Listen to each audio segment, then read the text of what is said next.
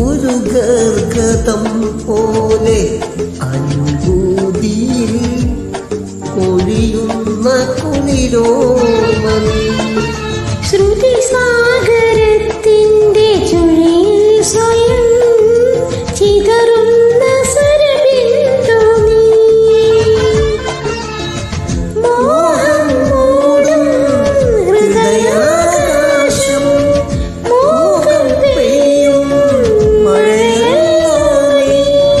മഴയേറ്റു നനയുന്ന വിഴിവഞ്ചി തുഴയുന്ന ചിറകുള്ള മലരാണെന്നുള്ളം. കൊഞ്ചി കരയിൽ